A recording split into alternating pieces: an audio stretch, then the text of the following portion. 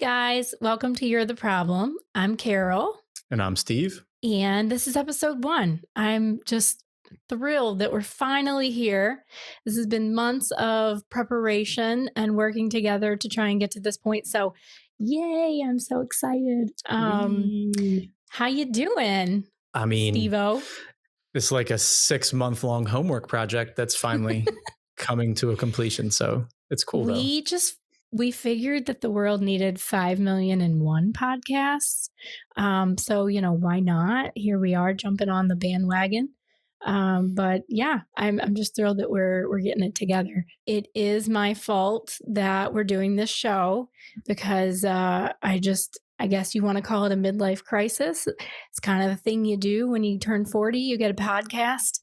So yeah, my background, I spent the last, 18 years in marketing, communications, PR, those kinds of roles. And I've always sort of wanted to do this podcast. It's been probably like 5 years of you could call it a dream, but telling myself, no, you're not going to do that. You're going to do your corporate job. And so when I stopped working last, I just figured, okay, now's the time. Let's just do this. And honestly, if I just have fun with it and we make 2 people laugh, that's good enough for me. And if those 2 people are you and me, I'm good with that. So yeah, I have always prescribed to that philosophy. Anytime I'm running my mouth, which is something I do probably too frequently, it's more about my own enjoyment than the people around me. But if they do laugh, then that's even better. So it's a bonus, right? Yeah. I don't know. I think it's interesting. I think a lot of probably 40-something-year-olds can relate to varying degrees, but I think you get out of high school, you go to college, now I got to get a degree. Now I got to get a job. Now I got to get married. Now I got to have kids. And you get all of that done. And for me, my career, I had reached the top to where I feel like I couldn't really go much further. And I felt accomplished in what I did. And I was kind of like, well, now what? And also, why am I not finding that much joy out of life? And how come I'm just kind of letting life live me?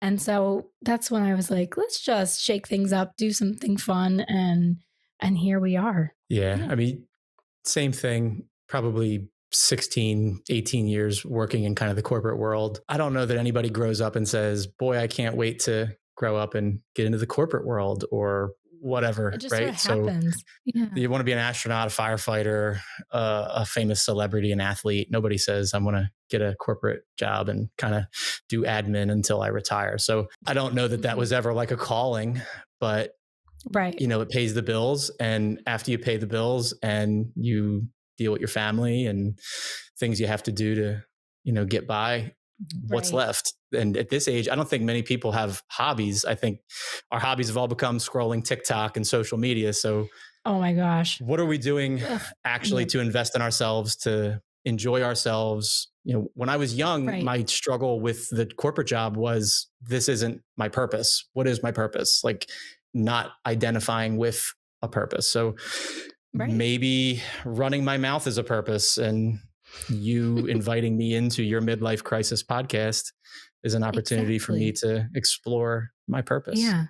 I do think too, I don't know how you felt impacted, but once you have kids, I was killing it at my corporate job. I did find some kind of reward in it. But then when I had kids, I felt like, okay, now I have to split my time. I can't be the last one in the office anymore because I have to go pick up the kids from daycare. Because if I don't, it's $6 a minute or something crazy, and then I have to go home and then I have to hurry up and feed them and then give them a bath. All of a sudden, what it felt like I was just able to give it so much time, give my job so much time. It felt like I was kind of fighting each side of my life for time. And it just got completely exhausting.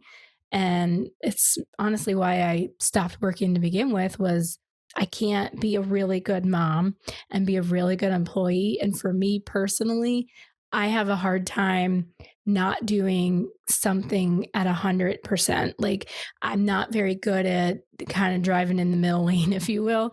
So for me, I just was like, I feel like I have to be all in for my kids. And that was just my own personal choice. But yeah, it's really hard to like find the time to do both really, really well for me anyway. Yeah. I mean, if this thing ever becomes a giant success, right? Like dreams, you'll get all the credit, because the fact that you quit your corporate job and sat at home doing nothing, you're the main reason that this thing came together, because all of your brain power went into it. I mean, I think a lot of people assume that every 40-year-old in their basement can just start getting a microphone and doing a podcast, and it's so easy and anybody can do it. And why would I want to listen to you? But there's so many steps that went into putting all this together that I don't think anyone but us will ever appreciate. So you'll get all the credit if this becomes a thing for sure. I mean, and even right now in its infancy, you get all the credit for being the spearhead, at least, of this whole thing. Well, yeah, I did. I had a dream, but it was funny because I had the idea and then I thought to myself, how am I gonna pull this off? Because if it's just me alone, it's never gonna happen. I also, for whatever reason, have a hard time prioritizing things just for myself. So if other people are involved, there's some sort of, I guess, responsibility or some sort of like pressure. Yeah, exactly. That's a good word, pressure for it. And I also know that I don't know how to edit. I don't know anything about lighting. This is not all my idea. I barely knew how to plug this microphone in. So like, I really needed someone to help me. And I remember a friend from high school, shout out to Sean, because he's producing this whole thing. But I remember him saying he was going into a similar field as me. I went to school for communications and marketing, and he was taking a similar path, but more focused on filming. And so I messaged Sean out of nowhere one day, 20 years later, and I said, hey, I want to do this podcast. Can I pick your brain? What do you think? And it just so happened that that was his career. I mean, he does podcasts and other things for his job. And so we talked a bit. He was very skeptical, which rightfully so, because like I came out of nowhere with this. Like I literally was like, hey, Sean, remember me? You want to do a podcast? But he heard me out. He gave me some feedback, and then he kind of just said, okay, let's talk more about this. And then I thought to myself, like, who the heck am I gonna co-host with? Because it can't just be me. And after the first two people told you no. First of all, that's not true, but I won't lie, I did have a list of people that I thought would make good candidates for this, but you were at the top. So, and I thought, who, does this come natural to? And I think every time we're at a holiday function, family function, because for those of you who don't know, Steve's my brother-in-law, we just start kind of like riffing back and forth and talking about the universe and what's going on. And it just becomes really interesting. So I thought, this is a natural. And plus, you like to talk about yourself and you don't take yourself serious. And you also like to pick on me. It was just it makes sense. It just makes sense. No, definitely. But, and as many times, I can't even count the number of times that someone has told me after listening to me rant or say some ridiculous story that, oh, you need to be on a stage. Oh, you should go do an open mic, or you should do this, you should do that. And in my mind, this is just normal for me. Like, this isn't a specialty. Like, I don't think of myself as some professional person who belongs on a stage. Like, I don't give myself that kind of credit. Yeah.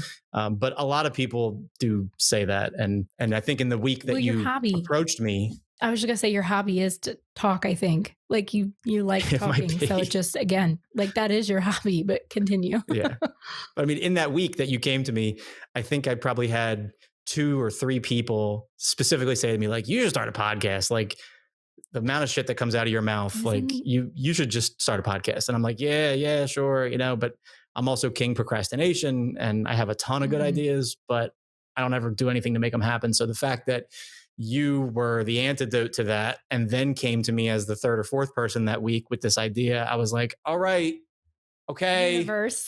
I hear it. I'll fucking do it. Let's just try. And 6 months later, here we are. So here we are. Yeah.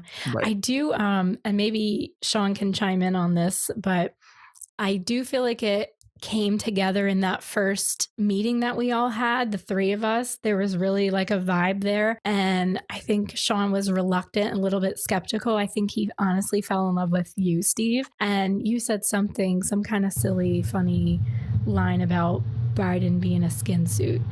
And, we're closing the meeting and Sean says something like, I'm in, you had me at skin suit. And I just thought that was so funny. Like, and just such a good one-liner. Hey Sean. Hey guys, you had me at Skinsuit. What can I say? When the conspiracies are the thing that bring us together, it's gonna work. Yeah. Nah, I knew instantly, you guys, your banner back and forth. We had something special, so we had to get it on tape. And here we are. On recording. Yeah. So here we are. Awesome. But I'll be in the background, and I'll pop in sometimes and interject and put in my 2 cents. But holler if you need me. I'll be here just running the show behind the scenes.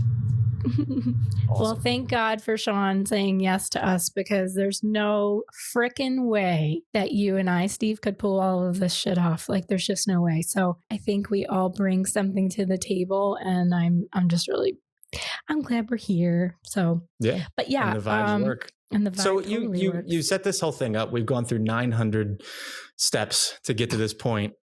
And I think it's worth noting, right? And you had an easier go with this than I did, but it's worth noting, like, just the background that you have behind you and that I have behind me. Like, what did you do to set yourself up to have what would be your podcast background versus doing this at your kitchen table? Yeah, I don't know. I mean, I've also, again, worked in public relations. I've interviewed people. So the whole package always has been part of like the end goal when you're working on something like this. And so, I looked at other podcasts, I checked out, and I have some favorite podcasts that I watch anyway, but I think it just has to be like authentically you. Like, I mean, I love Pomeranians. Where's he at? There it is. And and like one day I'll tell the Shawn Mendes story. There's a frame of him and me and him in the background. And like, you just have to kind of go with what is authentically you. And I think that just kind of came natural, and you need to, jazz it up. You too. I mean, yours looks, if everyone saw what it looked like before. If like, I tilt this camera. Actually, that's in our a little bit. That's in our intro little video that we have. Yeah. The bunker that I'm in right now. Yeah. It was the bunker. The white concrete bunker that is my basement. And if I were to tilt this camera even a centimeter in any direction, you would see how fake what behind me is, or how it is. I mean, it looks nice now, but it's all fake. Yeah. Just like everything else you see on TV and the news and Joe Biden's skin suit, it's all fake. Even my background. So yeah, the world we live in. And my spirit animal is back there too. I have my little George Carlin. I figured I had to decorate for my set, right? So what am I going to do? I got a plastic plant from Lidl. This is like $4. I have a Keystone light sign that was made by one of my best friends. So that's speaking back to our youth and our beer of choice. And then I have the prophet George Carlin there getting arrested for saying the 7 dirty words you're not allowed to say. So that is authentically you. And I think if you're just you really can't go wrong. Like, it just comes together. So awesome. I think thinking cool into segue. like You just stammered. I know. I'm awesome. trying. Yeah. You're a fucking pro. I'm trying to think, like, what's good next? segue. I'm trying. Well, you midlife crisis. That's what you did to get here, and that's what you need to explain. I mean, you're what, 40? Are you 40? A little bit. Are you 40 yet? Yeah, I'm 40. I'm 40. Yeah, I'm 42. 40. Yeah. I mean, I'm not yet. Sorry, guys. You'll be there next year. I'm already on this boat with you. You're on the train, man. I mean, and at that age, what do? You start a podcast. You start getting really into making sourdough bread. Yeah. What else are you doing, Carol? Now that you're 40 and you're old. I mean, I have all kinds of weird hobbies that I used to make fun of. Like, when you're a kid or a teenager, you're like, my grandmother had these bird baths, and like really expensive ones that had like fountains in them, and they were like made of ceramic and shit. And I'm like, oh my God. Like, and then she used to worry about feeding them. And I'm like, that's like so lame. Why does she care if these birds bathe or eat? Like, what is she? Was she unemployed? What does she do with her day? No, I think she had some jobs. Like she, she kept it real. But so I'm like, I remember making fun of her for that. And so full circle, when I was a kid, my parents had these 2 parakeets. There was like a blue one and a green one. And I don't know why that matters, but I remember it in my brain. And every week, my mom would change the cage out. And when she would open this freaking door, every single week, these little bitches would fly right out of the cage and be all over the house. And it wasn't like they'd come out of the cage and like chill. They went into like full panic attack mode, and they would just like, I don't know if they were trying to escape. I don't know if they were trying to like, I don't know, kill somebody. I don't know what they were doing, but they were panicking and they were flying all over the house. They were pooping everywhere. And I just remember being terrified. Like, I would just hide in the bathroom until she would catch them and put them back in the cage. But it was like every week she's like, oh no, they got out of the cage again. And I'm like, Mom, why haven't you learned how to contain these birds yet? But it terrified me. Now, fast forward, and I have my old lady starter kit. I literally have a bird bath. I have the bird feeders. I got all the seed and the fucking, there's like special little squares you can hang up so they come and peck it. I'm like trying to attract birds to my house because I like to look at them now. And I'm just thinking, 1, I overcame a fear, so that's kind of nice. But 2, like I'm old. I'm my grandmother now. Like I'm totally watching them. And I don't know if you'd spend that much time on this hobby if you still had your job. So maybe all your free time is giving you the ability to delve into these things. To be old. Yeah. And I mean, I think tigers are a cool animal, but I wouldn't want to be trapped in a house with a panicky one, like in my mom's living room, and have my mom be like, oh, the cat's mad again. Like I wonder why the birds are upset, but now you're trying to attract them. So you've got some kind of trauma bond with birds. That's fun. Something. I think I've come to peace with them. I feel like I'm sure I have things that would identify me as older now. I won't admit them because that's probably not true, right? Like my wife, your sister would point out all sorts of things. I think I've been consistent. My socks are still ankle socks. I refuse to conform. My kids are walking around with socks up their calves like my dad used to have when, I'd catch him getting ready for work in the morning, walking into the bathroom in his tighty whities and tube socks. And that was my trauma. Unlike you, I'm not now as an adult trying to attract tube socks and tighty whities into my yard like you are with birds. But, I've remained consistent. I will remain the millennial with the ankle socks. And but that is you being old. You wearing your ankle socks is now the new tube sock. Like your kids look at you and go, ew, he's wearing ankle socks the way you looked at your dad wearing his tube socks. Like it's the same thing. I think they will look at me in my clothing with ankle socks much differently than I remember my dad in his underwear with tube socks on. But I get I get the vibe you're throwing.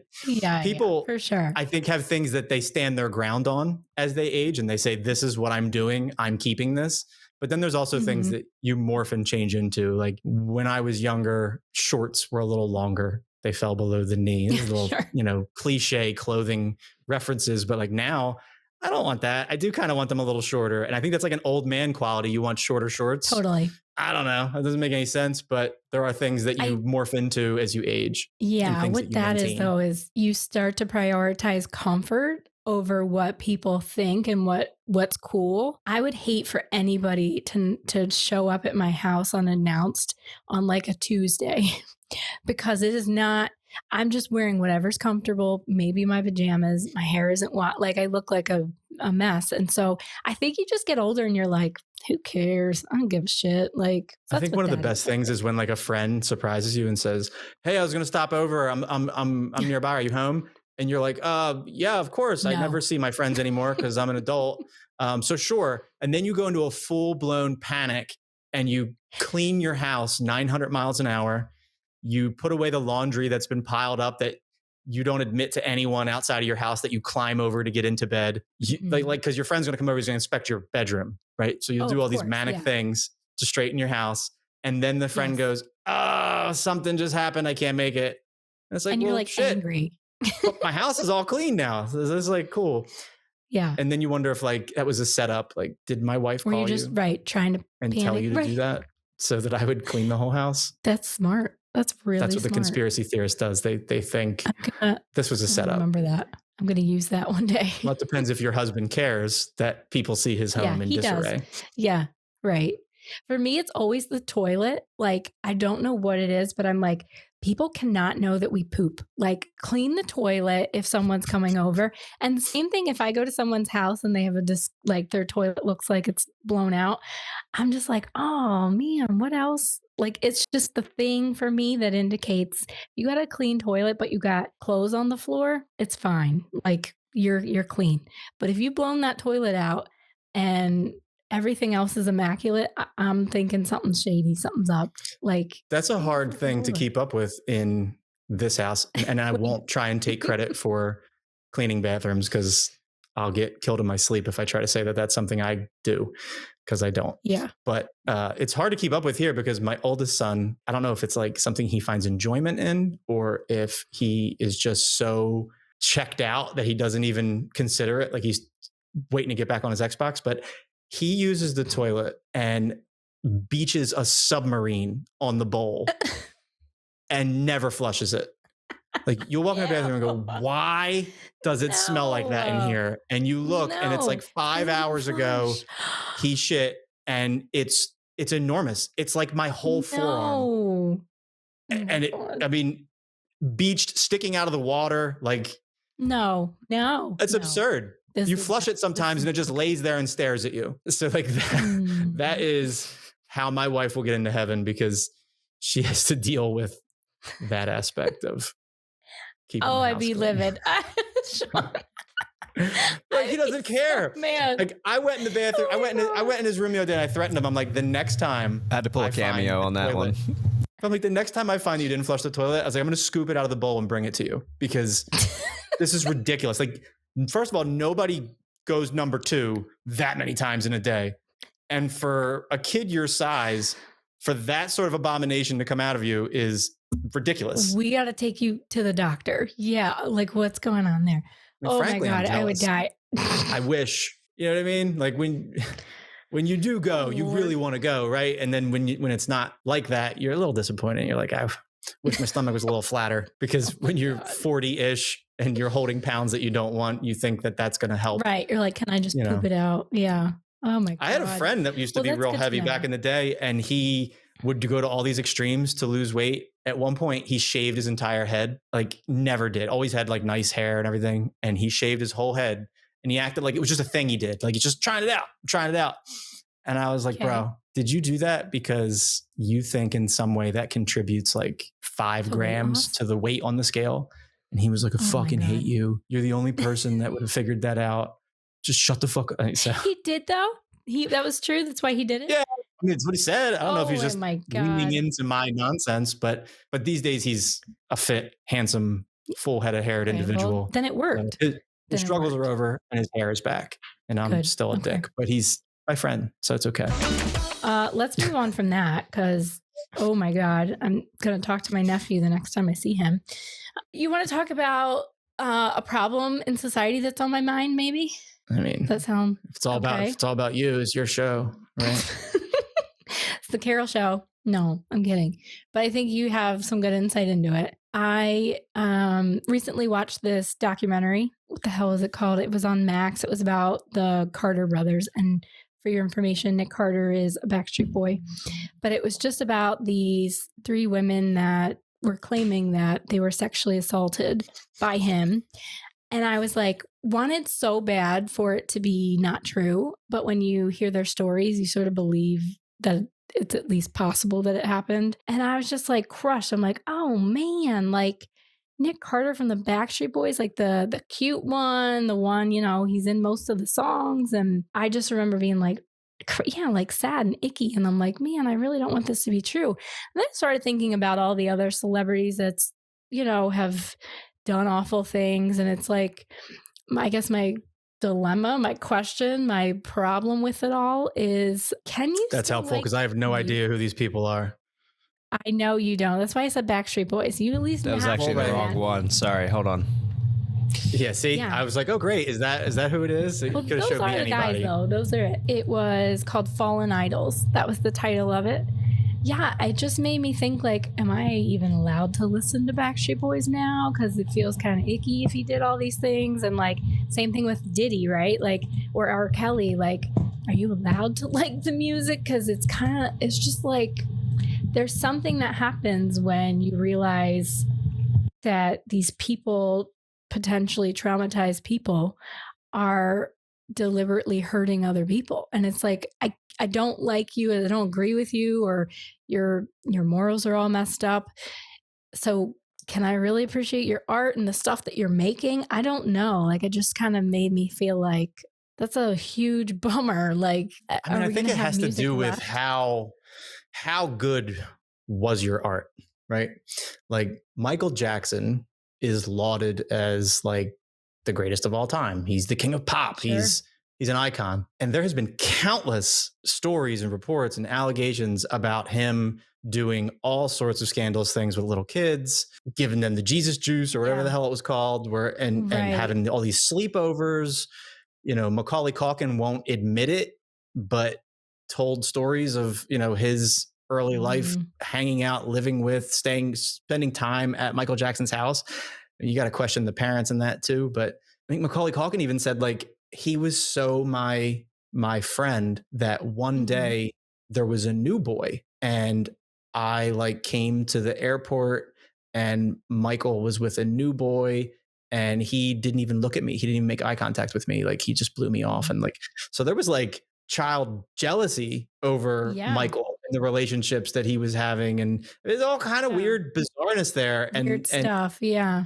Like, people with role models, like, you know, parents are concerned about the music kids listen to, and is that person a good role model or somebody for you to pay attention to? And it's like, here's Michael Jackson, like, surrounded in controversy and all this wild shit, and he was just a money-making machine.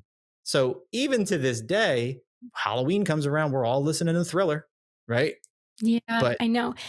I think you like to pretend, kids in the butt. Like, what was he doing? Like, so if you're a Backstreet Boy, yeah, you might get shunned, you get shut out. But if you're Michael, then, you know. Yeah, I mean, but he does it. But the thing is, like, if you look at some comments and stuff of people like diehard fans, and like, I'm a fan, but I also have to, like, when you hear some of these stories, you're like, I feel like I will weigh the truth to it, and then like, does it come into question my own morals if I'm still supporting somebody that's so immoral that, you know, they're raping people?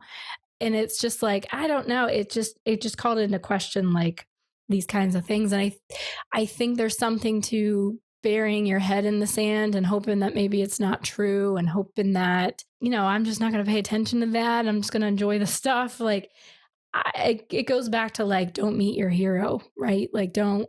Yeah. Because inevitably they might disappoint you, and you might, and I'm not talking about, you know, everyone makes mistakes. No one's perfect. And, you know, I don't think that's not my point. I think it's when it's so dramatic that these celebrities are seriously damaging other people in very traumatic ways. It's like, I just don't know. I just rather not know, I guess. Like, well, a lot of them are damaged too by the lives they've led in the limelight, Hollywood, the music industry. They've all been damaged. And how many of them were child stars whose parents must have been supportive of just thrusting them into the limelight, having them have no limitations. True.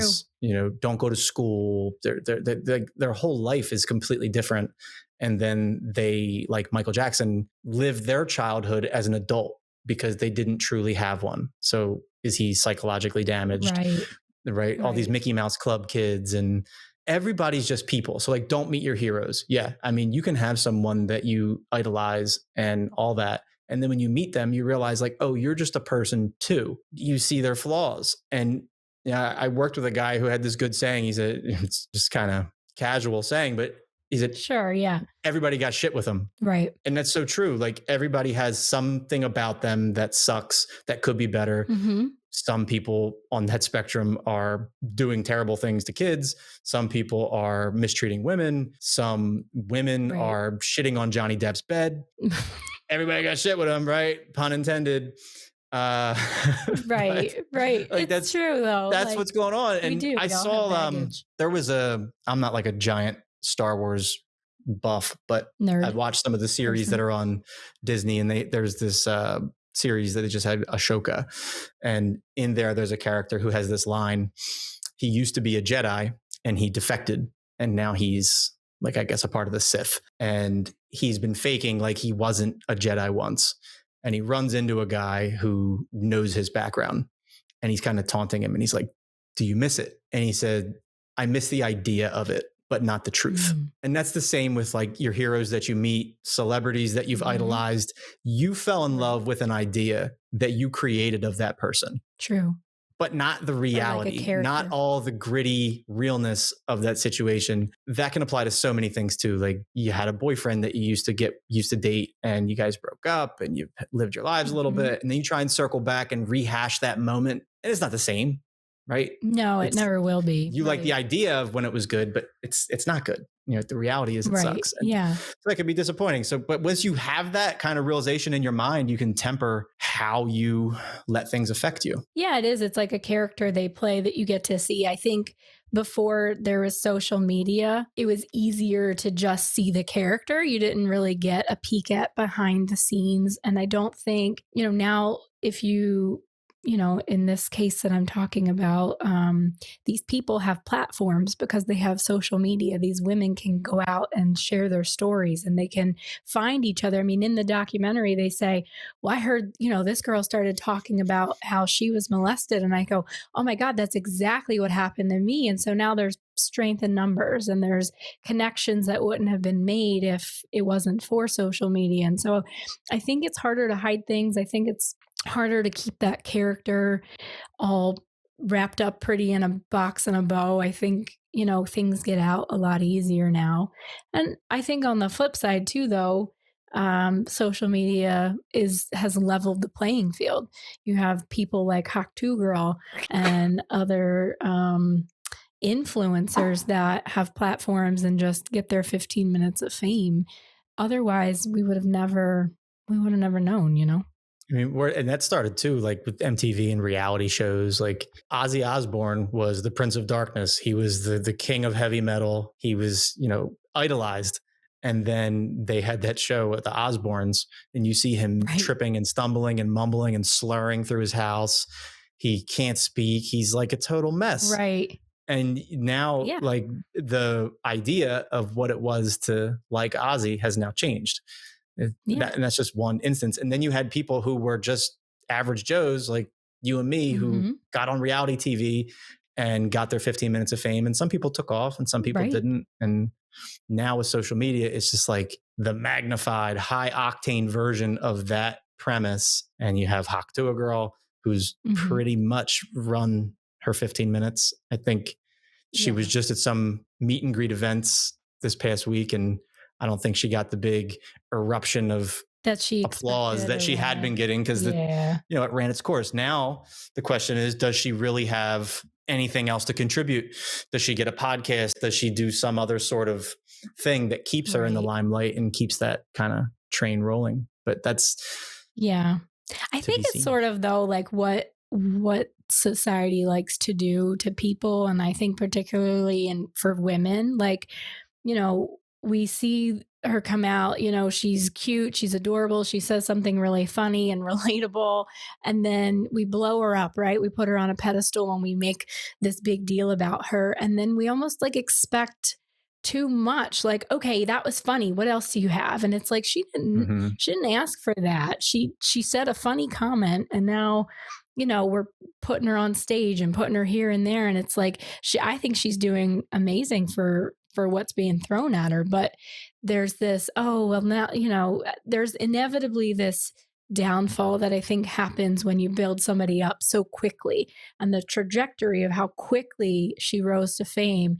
Unfortunately, I think it goes just as fast on the downside of it. And it's one of those unfortunate things. I mean, I think she's adorable, but with her case, I mean, she's obviously 21, she's super young. Very young. I mean, she also made a choice to pursue this. She could have easily said no, but she's 21. Sure.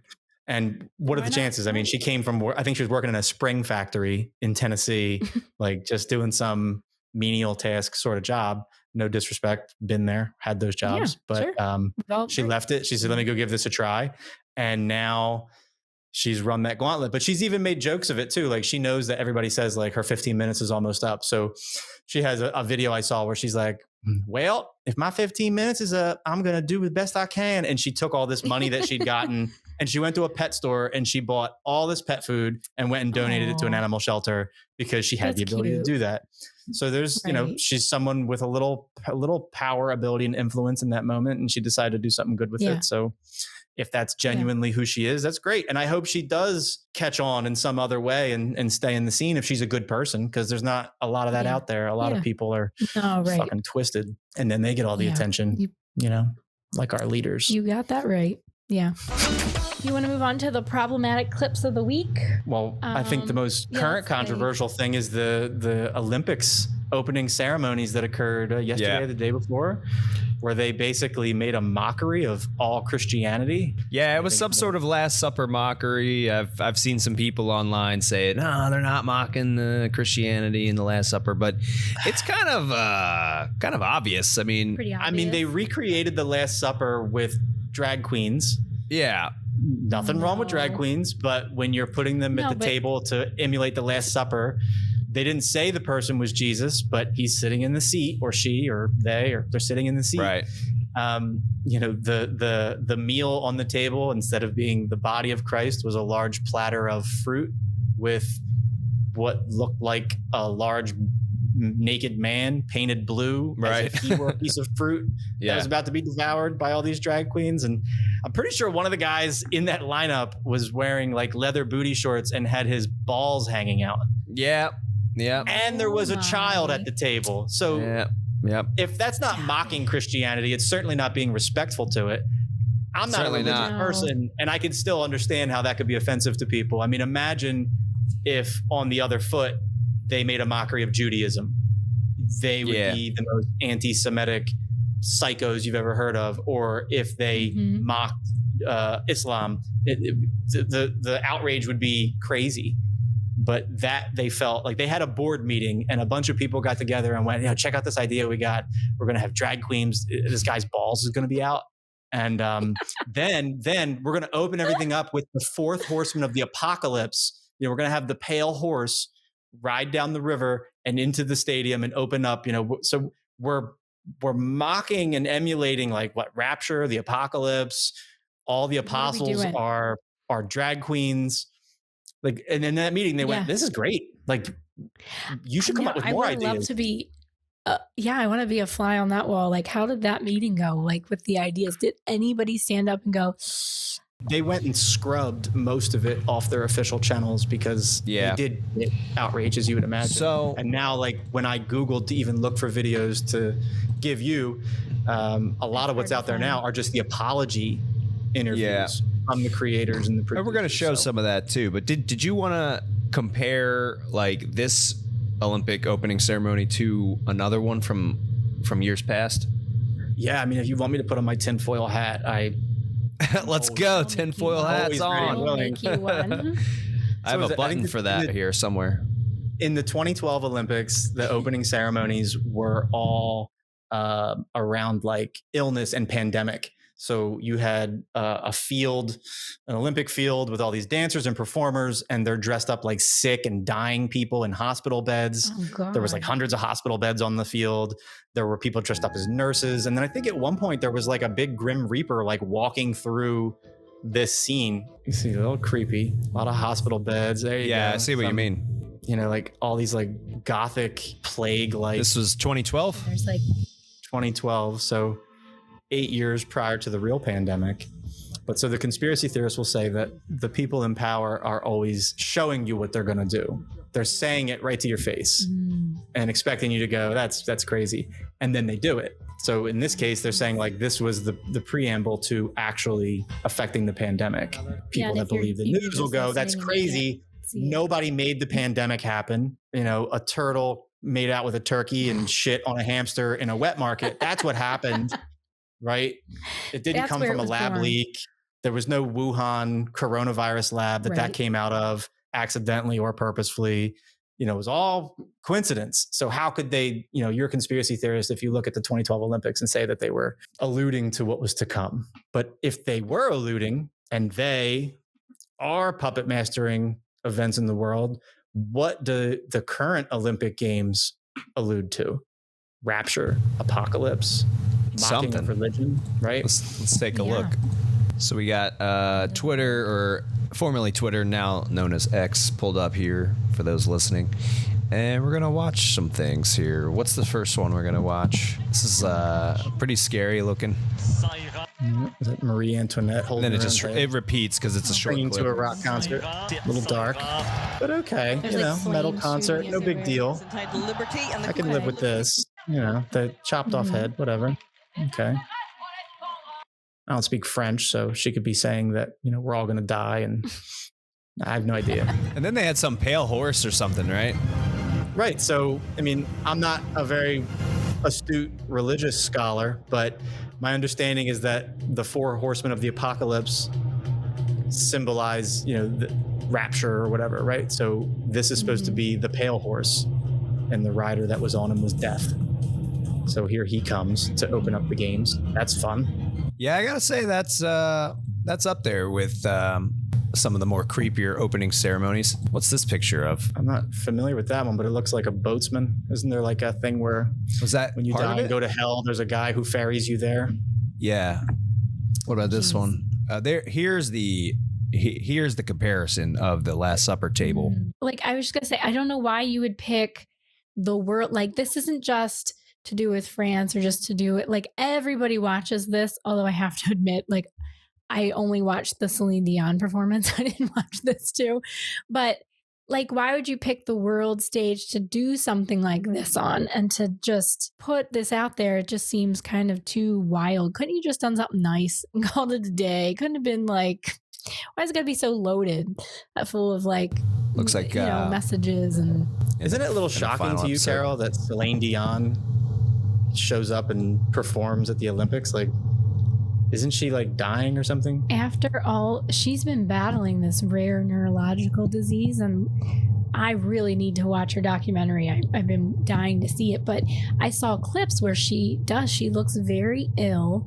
She's in a wheelchair. She has seizures. She at one point goes to sing, and like hardly anything comes out. Like, she can't even like hit a note. And it's Celine Dion, one of the greatest singers ever, and the fact that she couldn't sing. So when she came out, I think everyone was probably wondering, oh my God, is she going to be able to pull this off? One, you have to have the stamina if you're that sick. And like I said, she's been having seizures and things, like, to take the risk to stand there, sing this song, and to look so strong and healthy and doing it, knowing that she's been battling a lot of stuff behind closed doors, is just, I got a little bit emotional. I was just like, oh my God, like, she killed it. She did so good. No. Think about the damage that she's caused. Stop it. In the 90s, the number of people that she made cry and made sad with that song in Titanic, right? Oh my God. Unemotional grown men cried in the theater after that 3-hour session, and that song was in big part to blame for it. The level of planetary sadness that was caused by her voice, I think this is probably karma. This is like the yin and the yang. Like, the universe said, you know what, you've done enough damage. Why don't you sing something positive? She's an angel. And we'll let your throat be healthy. And instead, she's suffering, and now she's singing at an Olympic Games where they're mocking Christ. So, I don't know. There's something going on there. I don't think she had anything to do with the crazy Christ. That's the whatever. I'm going to zoom in on it, but that's the the blackout. That was the only lit. Yeah. That's the only thing that's lit up in here. That to me is one of the best parts of the story, right? So they have this whole scandalous mockery of Christianity, and then the next day they go into a major power outage. I would assume by now they got their power back in Paris, but it was like 16 hours in running, total blackout. Yeah. And it was a coincidence. And there's some funny memes going around where, like, after that whole opening ceremony, Jesus just threw the power breaker and was like, all right, enough of that. He's like, I've had enough. This is something, man. Yeah. It's It's something. But that image you showed was during the outage, the only building in the city that had power was like a Catholic cathedral. Yeah. Hold on. I'm trying to. I mean, the irony there is just fantastic. Yeah. That's not a coincidence. Yeah. And then they scrub all the content from their official pages, and now they're on an apology tour saying they didn't mean to offend anybody. I don't know what they meant to do, but according to them, it wasn't offend people. I mean, was it supposed to be funny? Was it supposed to be like woke? Like, I don't know what the point was, I guess. And who did they think their audience was? Like, who did they think was going to watch that and go, yeah, I love this. I love that instead of bread on the Last Supper table as the body of Christ, it's a giant bowl of fruit with a naked blue man in there dressed up like one of the guys that got laid off from the Fruit of the Loom commercial. Like, who did they think that they were pandering to with this show? Like, what audience was like, this is what I've been waiting. I waited 4 years to see this. This is great. Especially the Olympics. Like, I feel like the Olympics are this respectable, like, the best athletes in the world are coming together to compete and show what they got. And it's like, it's like a big deal. And then to just open it with something so it just didn't make any sense. Like, I didn't get it, but that's awesome that the only thing on was the cathedral and the rest of the lights went out. There's no coincidence. So that's either God or somebody was really mad and just. I would like to think that there's some sort of like V for Vendetta vigilante who was like, you know what? I'm cutting the power off, like a cyber attack. Yeah. And then they go to the people in charge and go, you want your power back on? You're going to scrub all that stuff off the internet and you're going to apologize. And you're going to say you're sorry. Yeah. And then I'll turn the power back on. Like, they didn't gain anything from it other than just to make them own their actions in my fantasy of this vigilante. But wouldn't that be a good way for the story to go? Yeah, I like it. Let's say that that's what happened. Like, where's the cyber attack that's going to wipe out my credit card debt? Like, where's Rob? Still waiting for that. Still waiting for that. Where's the modern day Robin Hood? Right? Didn't that happen in Fight Club? The movie Fight Club? But they where's Edward Norton when you need him? They always do these things like CrowdStrike. We have a global outage of all computers on the Microsoft network. All the planes are down. The hospitals can't perform surgeries. All these terrible things are happening. And it didn't benefit us. Didn't wipe out my student debt. Didn't make my mortgage company forget who I am. But, all those investment firms that put short bets against Donald Trump's stocks the day before he got shot, come Monday morning, it was, oh, no, we didn't bet against that. Like, we had inside info that he was going to be dead on Monday. So we were predicting his stock were going to tank. We didn't do that. It was a clerical error. And then CrowdStrike takes down the whole fucking internet, and they're out there scrubbing servers, making sure all the breadcrumbs and emails about that conversation are gone. That's how it goes. Like, where's the good guy cyber attackers? Where are they at? Right. I agree. They're called white hat hackers. Can somebody play Bonnie Tyler? Because I need a fucking hero. Yeah, they're called white hat hackers. Yes. They're out there. But yeah, I agree. Well, of those that we've seen, right? They have to defect to Russia to protect themselves, like Edward Snowden, Julian Assange, who ends up in a prison for 5 years on no actual charges because they hack into and they reveal what's going on behind the curtain. And rather than us go, oh my God, let's atone for our sins and fix what's broken in our system, they get labeled terrorists or they get charged with treason. So it just goes to show, like, if you want to be a good vigilante, you better be really fucking good, because if they catch you, you're going to die. Right? Like, all the WikiLeaks and the NSA stuff that leaked from those two guys about how the government's spying on everybody and listening to your phone calls, using the Patriot Act illicitly. Like, that's crazy. I heard he's free now. Julian Assange. I heard he made some deal. Yeah. He got released, and I don't know what the terms were, if he had to wipe all of his servers. Who knows? Not sure. It's wild stuff. But yeah, I don't know that. Yeah, I don't know what they were thinking. That was wild. Not a good fit, like, for the Olympics. Like, I don't know. I just don't get it. I don't know what that was all about. It's there's also, like, somebody, I'll say they again, love to keep us as people at odds with one another. So if it feels like your religion's being attacked, if it feels like your political stance is being attacked, the type of music that you like is being attacked, like it gets people in their feelings, and then you become aggressive and combative. And my conspiracy mind says they do this to drive a wedge between us because there's strength in numbers. If we were all kumbaya, we'd all be like, well, since we all get along, what problems are there we can fix? Oh, let's look at the people in charge and see what they're up to. What's happening with our tax dollars? How are our elections being regulated? But as long as we're fighting with each other, red versus blue, Christian versus Muslim, then you don't have the bandwidth to rise up and see how bad you're getting fucked by a system that doesn't actually represent you. So I think things like that are probably at a higher level planned and agreed to cause the controversy.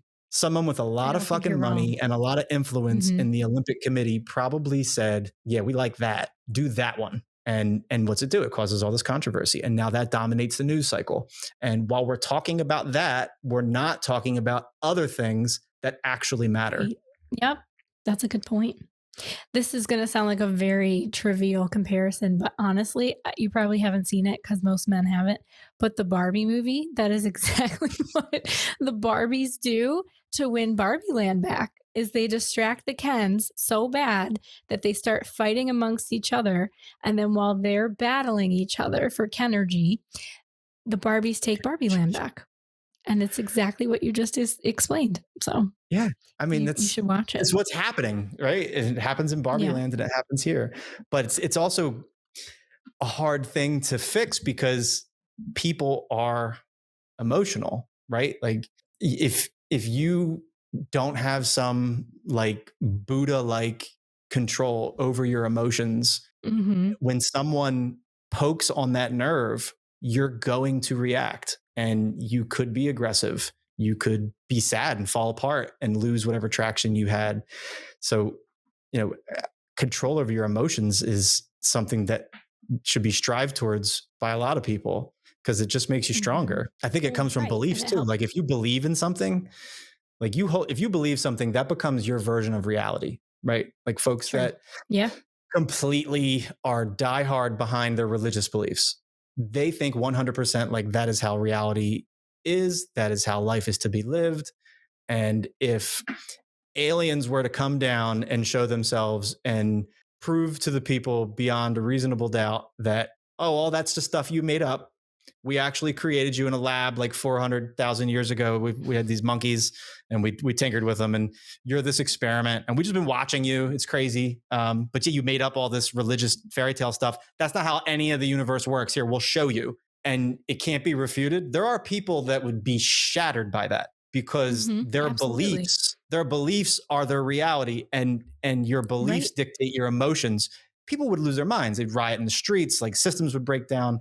And that same trend, I think, exists in a lot of things. You believe that, your husband thinks you're the only one. And then you find out he's banging 4 secretaries at work. Like your reality has just been shattered. Your beliefs are shattered. And now your emotions will run wild. Right. This is how the puppet. Yeah, no, I think absolutely. And I do think once your emotions are involved, it's really hard to let anything practical or anything, you can't hear it anymore. It's like your emotions take over your whole brain and you're just kind of like running off of those feelings. And it's like, yeah, it turns something off. So I think I just like to be open to many possibilities and I like to hear different opinions and theories and I like to kind of come to my own conclusion, but I like to say I'm pretty open to many possibilities. And I just think as a human, you should just be curious and kind of live life that way. It's my 2 cents. I don't know. If I was the town crier and I was trying to warn everybody. You'd be good at that. Or if I was, the redcoats are coming, the redcoats are coming. That would be you for sure. Yeah. I would say that people, especially right now, right? Because times are fucking wild right now. Like we had a former president almost get assassinated. We had a current one step down. You have a new candidate in the Democratic seat that wasn't elected by anybody. That when she ran on her own, didn't get 1% of the popular vote in the Democratic primary. She didn't get a single I think, yeah, they said so I heard someone say you can count all the delegate votes that she got at the Democratic convention on one hand if that hand had no fingers. I think that was Bill Maher. Yikes.